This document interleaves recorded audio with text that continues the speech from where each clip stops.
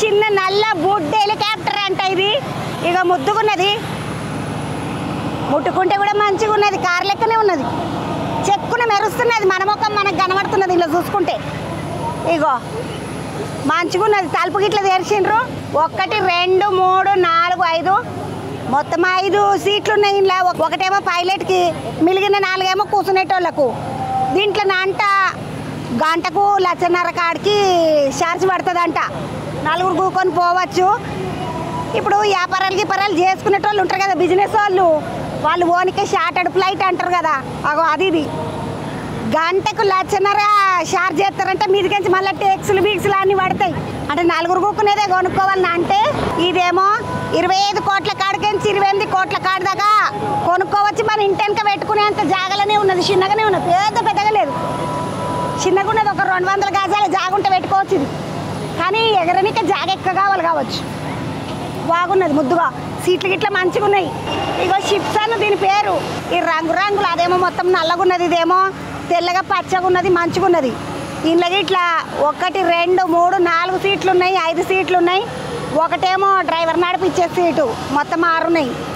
ఇది కూడా అసలుంటిదే, చార్టెడ్ ఫ్లైట్లు అంటారు కదా, ఇగో ఇది చార్టెడ్ ఫ్లైట్. వ్యాపారాలు చేసుకునేటోళ్ళు డబ్బున పోవాలి, జప్పన రావాలి అనుకుంటే ఇగో ఇసుంటిగా వాడతారంట.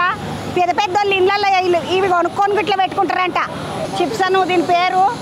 ముద్దుగున్నది, పేరు ముద్దుగున్నది, 6 కూర్చోవచ్చు. పర్పస్ క్యా హే ఇస్కా? Helicopter air ambulance. ఏ ఊరికించి ఏ ఊరికి పోవాలి నాన్న, ఎమర్జెన్సీ ఉంటే ఇగో ఈ బండిలో తీసుకొని పోవచ్చు. అంటే 7 మంది కూర్చొని పోవచ్చు.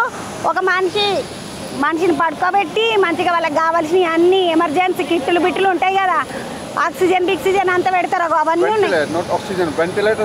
వెంటిలేటర్ గిట్లున్నదంట.